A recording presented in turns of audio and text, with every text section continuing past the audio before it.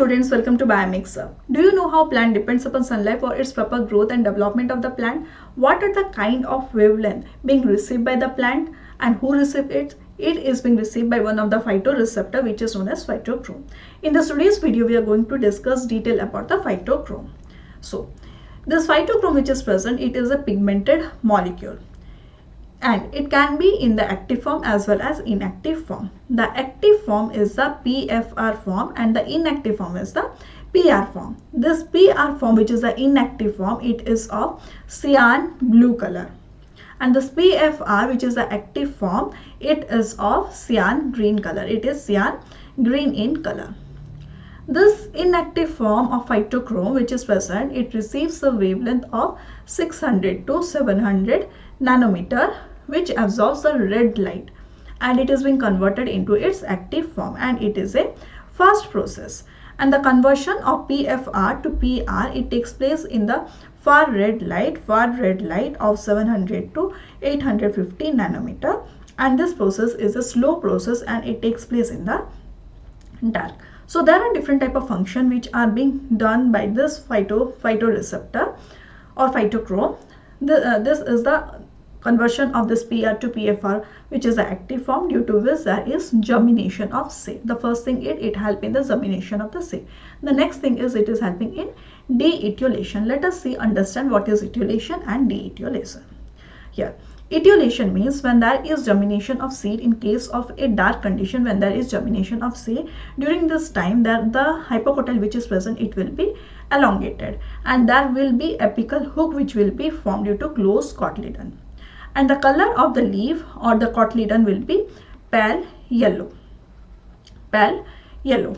Here we can see there is long stem, unexpanded closed leaf, etiolated versus etioplast versus chloroplast, lack of chlorophyll, due to which it is pale yellow in color, apical hook, as well as there is short root which is formed. And this is taking place in the dark condition. And it is when the PR is, when the phytochrome is in the inactive form. This is known as etiolated growth, and it is also known as etiolated form. It is also known as photomorphogenesis. Next is the de-etiolation. It takes place during the proper growth and development of the plant. It is also known as photomorphogenesis. It is taking place in presence of the light. It inhibits stem growth. So this is the improper growth of the hypocotyl. So this is being inhibited in presence of the phytochrome, and the expanded leaves are formed. Here the leaves are not closed, the leaves are expanded over here, and there is pigmentation. That means green color pigment is present in the leaves. Next is there is proper development. These are some of the features of de-etiolation. So in presence of phytochrome, there is de-etiolation of the plant. That means there is proper growth of the plant.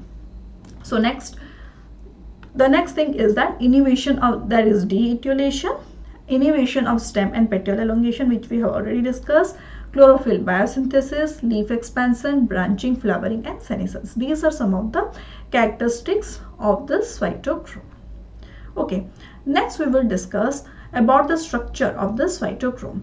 So this phytochrome which is present, it is in the form of dimer, and this dimer which is present, it is of, in total it is of 250 kilodalton. It is of 250 kilodalton, and each subunit is of 125 kilodalton. It is 125 kilodalton, and each subunit is having two segments, like it is having a light absorbing component which is known as chromophore. Light absorbing pigment is known as chromophore, and the other part is the protein part which is present. And these two forms a dimer, after which it is being activated. Like in the N terminal end there is chromophore, and there is a hinge region over here, and there is a protein portion which is present, and there is a protein or polypeptide region which is present. This two addition will form a active phytochrome, and this will be in the form of a dimer. Here there will be a chromophore plus one protein, by which there will be formation of active phytochrome. Okay, this phytochrome which is present, this chromophore which is present, this is present in the, this is being synthesized in the plastid. Okay, and this chromophore which is present, it is in the form of phytochromobilin, and this phytochromobilin which is present, it is structurally similar with bilirubin, which is a bile pigment. It is a bile pigment. Okay, and this is being synthesized in plastid, and it moves this chromophore after the synthesis in the plastid. It is being transferred into the cytosol by passive diffusion. Okay, and what is this? In the cytosol, it attaches with the protein. It attaches with the protein in the cytosol.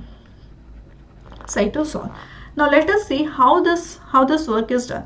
So as it is a protein molecule, it is having both a N-terminal domain and a C-terminal domain, and that this chromophore which is present, it will attach with the protein. It will attach with this protein, and this protein is having this protein which is present, it is having a cysteine group with it, and the cysteine group is attached with this chromophore with the help of thioether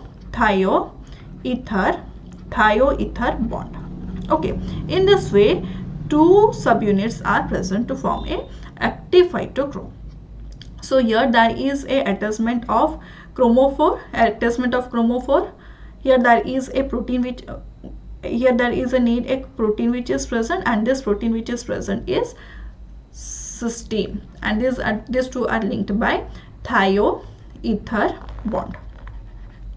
Okay, so in case of plants, here there is a N-terminal domain and a C-terminal domain, and in the N-terminal domain, it is having a PAS domain, GAF domain, and Phi domain, and by the hinge region in the C-terminal domain, that is PRD2 PRD domain is present, and histidine kinase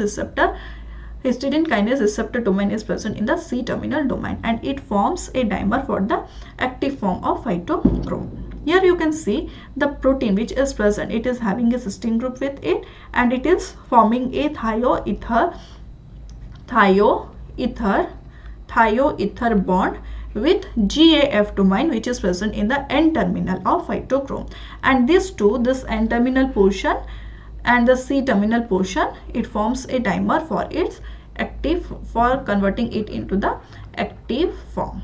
Okay, so here there is formation of dimer for converting it into the active form, and in case of cyanobacterial and bacterial BPHP, there is histidine kinase domain which is present in the C-terminal. The only difference here is that in this portion there is no PRD domain which is present, and in case of cyanobacterial there is PCB which is present, and it is also carrying the cysteine amino acid in this protein, and here there is BB which is also having a cysteine amino acid.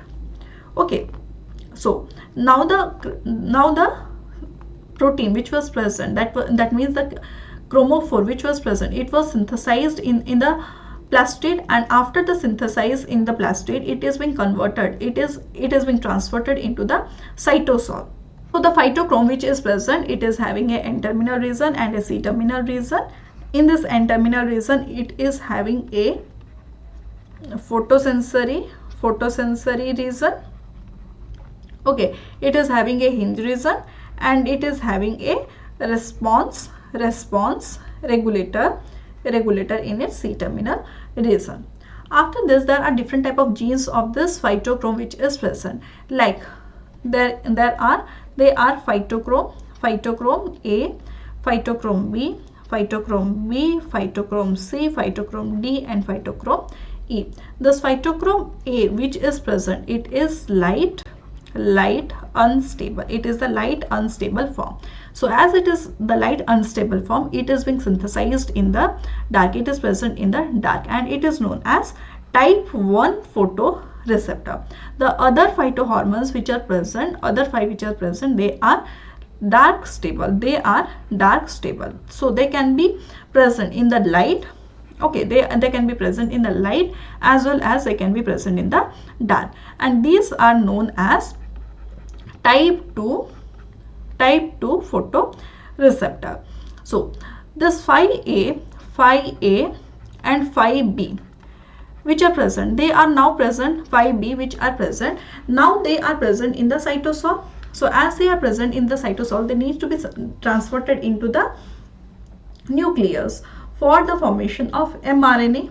Okay, for the formation of mRNA, they need to be transferred. So as they are present in the cytosol, they should have a nuclear localization signal for transferring into the nucleus. So this 5A and 5B both do not have any nuclear localization signal. So this 5A which is present, it depends with another protein for its transferred into the nucleus, that is the FHY1 and FHL1. Okay, FLH 5-1 and FLH, FHY1 and FHL. These are the two proteins which are required to 5A for it transferred into the nucleus. But the 5B, it is having a Ph.D domain with it, which will help in the transfer from the cytosol to the nucleus. Like we can see here, there is a hemi is converted into bilirubin, then it is converted into phytochrome which was the protein part, and this is being attached with the GAF domain. Now here, when it is in the PR form, it is in the closed form. When in presence of red light, when it is in the active form, now it is opened. Now this PRD which is present, PRD domain which is present, it is now open. So the 5A protein which is present, it requires an phytochrome A which is present, it requires FHY or FHL for it transferred inside the nucleus. But the 5B which is present, this PRD domain which is present in the C-terminal domain, it helps in the transfer of this PHYB. Okay, by which it is being transferred into the nucleus, and there is photomorphogenesis, and that the gene expression is taking place, and that is photomorphogenesis. Okay, so after this we will understand what are the phytochrome interfering factors. They are the PIF. Okay, these PIFs which are present, they are inhibiting the function of phytochrome. Okay, now what happens in presence of light and what happens in presence of dark? In presence of light, in presence of dark, in the dark condition, the PR is the inactive form. PR is in the inactive form. So this PR which is in the inactive form, it cannot bind with this promoter region. So now this PIFs comes and bind with this promoter region, and it help in the expression of phytochrome interfering factor, or PIF induced genes are synthesized over here. Okay, but what happens in presence of sunlight? In presence of sunlight, this PR form is being converted into PFR form. Now this PFR form is in the active form, so it binds with this PIF and it degrades the genes. So here there is inhibition of this PIF induced genes. Okay, so now the next condition, in absence of light or in presence of dark, here the PR form which is present, it is repressing the PIF repressed gene. There are certain genes which will repress the PIF. So these type of genes are being inhibited in presence of the PR in the inactive form. The other thing is that when it is in the active form, this PFR, it degrades the PIF and it is helping in the PIF repressed gene. So here the PIFs, this is phytochrome interfering factors, they will be repressed in presence of sunlight, or they will be inhibited in presence of sunlight. These are some of the conditions. Now let us see how it is taking place, how the regulation is taking place. So there is one other factor, that is the COP1 which is present. In absence of light, this COP1 which is present, it binds with another one factor, that is SPA1. This COP1 which is present, what it is? It is a E3 ubiquitin ligase. When it is binding with the SPA1, it activates its E3 ubiquitin ligase activity, due to which it gives the ubiquitin, it adds the ubiquitin in some of the transcription factors. These transcription factors can be HY5, LAF1 and HFR1, due to which these transcription factors will be degraded. Okay, this is a condition in absence of light or in the dark condition. So what happens in case of light? Here the COP1 protein which is present in the nucleus, it will be exported out into the cytosol, due to which there will be no ubiquitination of this transcription factors. So here the phi A will be ubiquitinated inside. Okay, and there will be release of this COP outside the nucleus, and the transcription factors here will come and bind in this promoter region, and they will help in expression of the genes which are required for proper growth and development of the plant. This is how the regulation is taking place. I hope you have understood about this phytochrome, how it is regulating the proper growth and development of the plant. And if you have not understood anything, you can ask me in the comment section. Thank you everyone for watching this video till the end. And if you like this video, please do not forget to subscribe. Thank you.